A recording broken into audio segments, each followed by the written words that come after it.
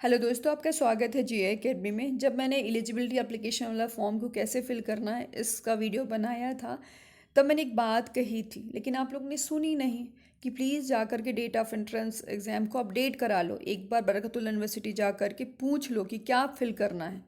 लेकिन लोगों ने मेरी बात सुनी नहीं, बस फॉर्म भरना स्टार्ट कर दिया। अब लोगों ने नॉट अप्लीकेबल जब भर रहे हैं तो सब लोगों ने मुझसे पूछा कि मैम अब क्या किया जाए। जब सब लोग कर रहे हैं तो आप लोग भी करना स्टार्ट कर दिया कि चलो ठीक है, सब कर रहे हैं तो हम भी कर लें। जब आप लोग का मन ही था तो मैंने कहा चलो ठीक है, आप लोग नॉट अप्लीकेबल वो कर दो, क्लिक कर दो। क्योंकि आप लोग तो सुनने वालों में से तो है नहीं कि बरकतुल्लाह यूनिवर्सिटी चले जाओ, इंक्वायरी नंबर पे बात कर लो, है ना, इसको अपडेट करा लेते। अब देखो बरकतुल्लाह यूनिवर्सिटी अब जाग गई। डेट ऑफ एंट्रेंस एग्ज़ाम की डेट मतलब 22 मार्च 2022 अपडेट कर ली। यही आप चीज़ पहले कर लेते तो आपके उसमें मतलब एलिजिबिलिटी फॉर्म में जो भी है उसमें मिस्टेक्स नहीं होती। वैसे उसमें कोई दिक्कत की बात नहीं है, लेकिन बस यही है कि कोई भी चीज़ करो सही से करो। देखिए, सुननी नहीं है आपको, आपको तो अपने मन से करना है। चलो फिर खैर कोई नहीं, जिन्होंने नॉट अप्लीकेबल लगा दिया है, क्लिक कर दिया है, तो उनको क्या करना है, फिर से फॉर्म मत भरना, बरकतुल्लाह यूनिवर्सिटी चले जाओ, क्योंकि उनकी गलती है ना, उन्होंने अपडेट नहीं करा था। अब बच्चा है, कोई हरियाणा का है तो कोई पंजाब का है तो कोई किसी अदर अदर स्टेट से है, तो यदि आप लोग फ़ोन नहीं उठाओगे, बरकतुल्लाह यूनिवर्सिटी वाले फ़ोन नहीं उठाएंगे, तो बच्चा करेगा क्या? जो ऑप्शन आ रहा है वही फिल करेगा।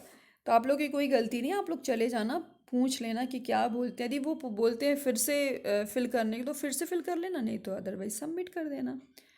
पहली बात। दूसरी बात, मैंने हमेशा स्टार्टिंग से, जब से मैंने वीडियो बनाना स्टार्ट किया तब से मैं बोल रही थी कि पीएचडी में पैसे की वैल्यू समझ में आएगी, है ना। एक छोटी सी सिली मिस्टेक हुई ना तो भी आपके पैसे पानी की तरह जाएंगे। अभी चलो ठीक है, ये छोटी सी मिस्टेक थी, शायद बरकतुल्लाह यूनिवर्सिटी से इग्नोर कर दे, लेकिन जो आने वाले समय में जो भी मिस्टेक्स होंगी, जैसे किसी ने किसी का कंसर्न लेटर मतलब किसी के रिसर्च सेंटर में गड़बड़ी है तो किसी को गाइड नहीं मिले हैं, है ना, और भी बहुत सारी प्रॉब्लम्स होती हैं किसी के साथ।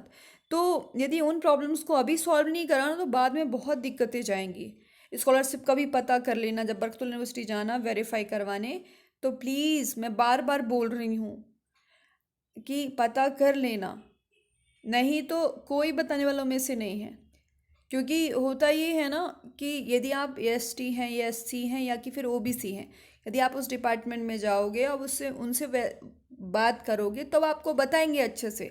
यदि आप जनरल से बिलोंग करते हो और आप जाओगे तो आपको नहीं बताते, वो बताते भी हैं तो इग्नोर कर देते, यार तुम्हें क्या मतलब, तुम क्यों पूछ रहे हो, तुम तो एससी एसटी नहीं हो ना ओबीसी हो, है ना। तो वो ऐसी बातें रखने लगते हैं। तो इससे अच्छा यही है कि अपना काम खुद करने की कोशिश करें, और मैं तो आप लोग को अवेयर करती ही करती हूँ, है ना। अब दोबारा ऐसी मिस्टेक्स ना हो।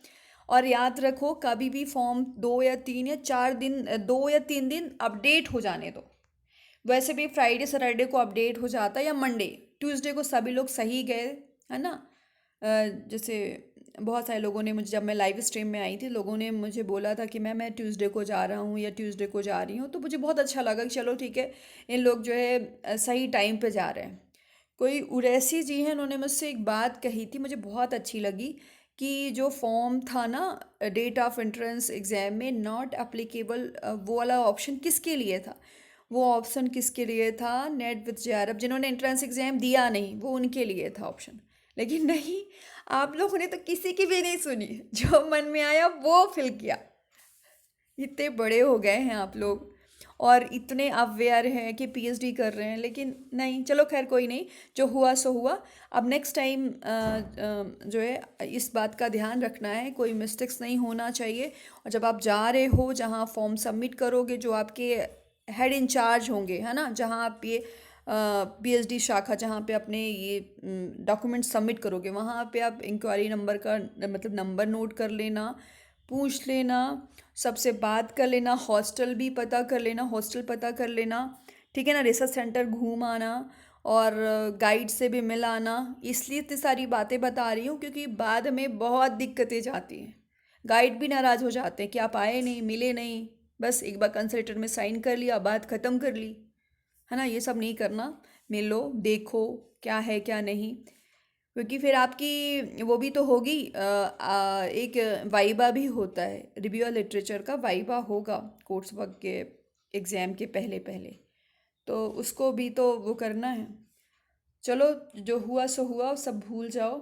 आगे जो भी लोग फॉर्म भर रहे हैं वो डेट ऑफ एंट्रेंस एग्ज़ाम में क्या डालेंगे, 22 मार्च 2022। ओके, चलो।